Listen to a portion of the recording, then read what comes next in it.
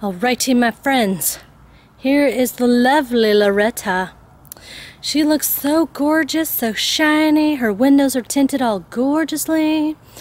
I will insert some walk-around footage that I had yesterday. I didn't have any commentary at all, and I just wanted to show what she looked like when I picked her up, so I'm going to insert that so you guys can see it. But anyways, we went and picked her up yesterday. I was told that I cannot wash her for 2 weeks, which is going to be very hard to resist because I like to keep her super clear, super clean, nice all the time. And I was told that I cannot roll down my windows for 3 to 5, maybe even a week, just so that the tint really sets and it doesn't get shifted or moved in any way. My car, Little Miss Lareddah, got what is called the Opti-Coat. It's the Optimum Pro Coating Protection for Automotive Surfaces. So they have stuff for windows, apparently. You can do windows, you can do trim of your car, and they also have interior that they do with this Opti stuff. Opti-Guard, Opti-Coat, It's just all the same, there it is, all the Opti-Coat stuff. Basically, it's amazing. It's supposed to guarantee against oxidation and UV damage, which is amazing because there is one spot on her that we could not buff out. They tried and it doesn't work because unfortunately it's been oxidized too much that this doesn't even work with color correction.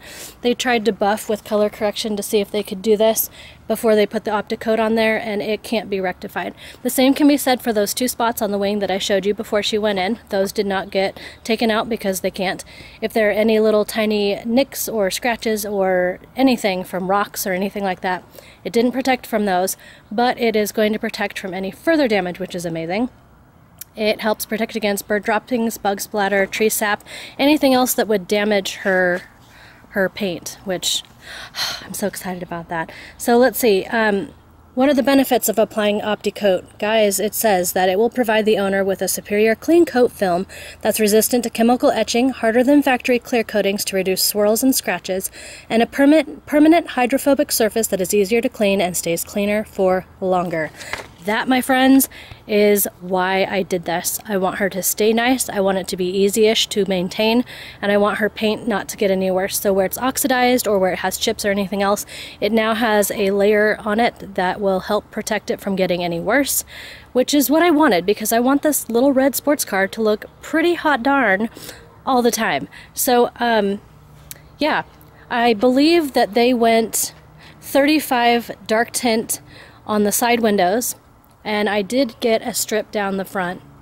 Oregon state law, they went as dark as we could with Oregon state law for those side windows. But the back, I believe that they went to a 20, so it's nice and dark. It's a little bit darker than the sides, but not so much of a contrast that it looks strange.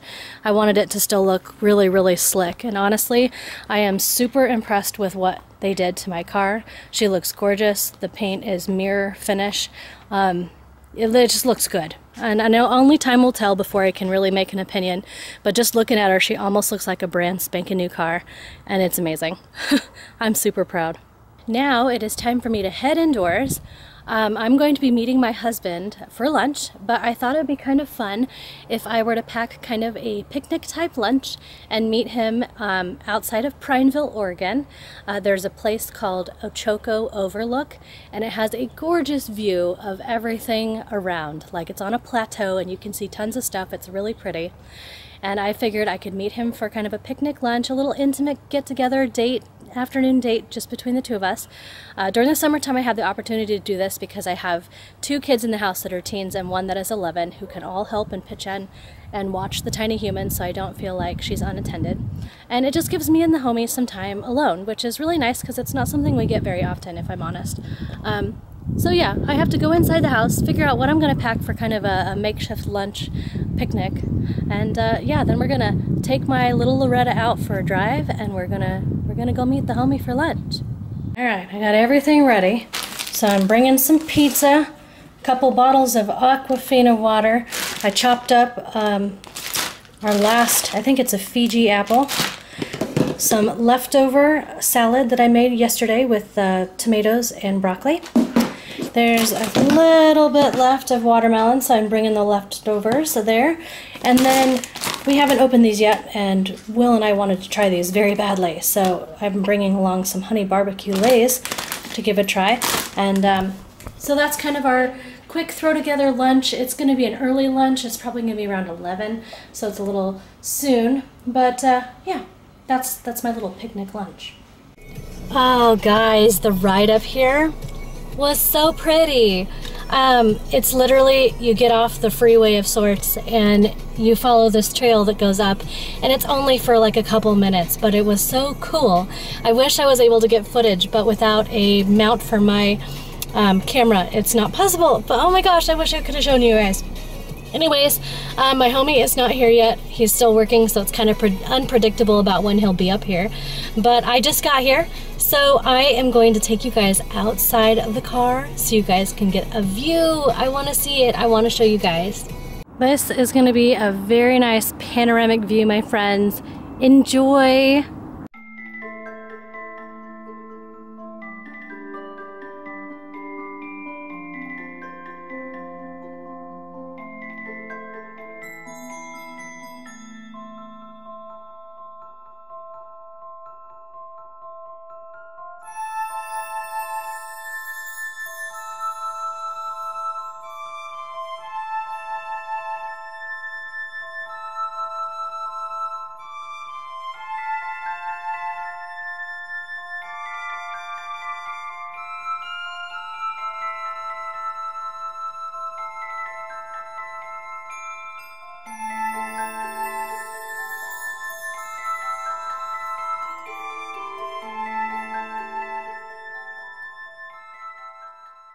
I'm gonna look around up here, but I don't even think there's any plaques or any information that tells you what exactly you're looking at, and I know very little about what's down here. So I'm gonna look and see if I can find some information so I can tell you. Otherwise, I'll kind of pick apart what I know, and yeah, we'll look at the awesome view once again. Well, unfortunately, I saw absolutely nothing. There's a little covered porch area for disabled people, or if you just want to sit in the shade. There's trash cans, there's a rock wall, and parking spots, and that's it. So there's no information up here whatsoever. Right down here, this is, obviously, if you could not tell, this is a golf course. It is Prineville's golf course. I don't remember what it's called, but it's really pretty because the minute you kind of drive into Prineville, you see it. And the city that you see below is the city of Prineville, Oregon, my friends. And I don't know much about it except that I know, hopefully I'm seeing it right there, boom, that is the city hall. And that's pretty much all I know down there. This building right here with all these, well, the kind of a blue building right here is Les Schwab. It's the original Les Schwab place, and that's where I get my tires and everything. I'm sure you guys have seen me there plenty of times, but this is the original place that started. This is where Les Schwab started out of. And so yeah, but I don't know, there's not a whole lot out here that I understand what it is, but it's pretty cool. It's got all these plateaus. These are the plateaus that look really neat, and we're actually on top of one. So if you're driving through, you can see that this is a flat top up here. It's pretty neat. But I wish that I knew what any of these, you know, hills or mountains or any of this stuff is back here, but I don't. And so I don't want to be giving false information to you guys, and I really wish they had an information thing so I could, without a doubt, tell you what you were looking at. But like I said, I didn't want to, you know, give false information and tell you the wrong mountain range or whatever, so I'm not going to tell you that. But here is what Ochoco viewpoint looks like up here. Like I said, there's parking spots, trash cans, there's a cute little thing in the middle. There's the covered porch area right there over by some handicapped parking spots. But that's it. It's a really small little area up top. It's just sitting here at the plateau, and it's a gorgeous view of Prineville and everything around it, like the surrounding areas. I think over in this direction, right here, I think over here is, gosh, now I can't even remember what it is called, but there's a little city out there, and it's pretty much just a few houses and stuff, and I'm trying to remember what it is. I think it's something ranch out there. My homie might remember. He's actually on his way. I got a text message from him that he was just about leaving, so it shouldn't be too long that I have to hang out here by myself.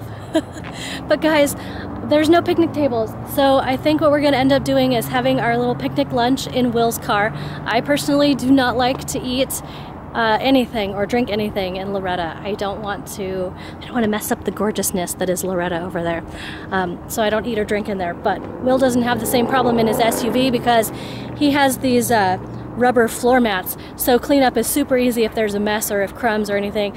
I'm the one that is so like, oh my gosh, my car has to be detailed and it has to be dusted and it has to be vacuumed.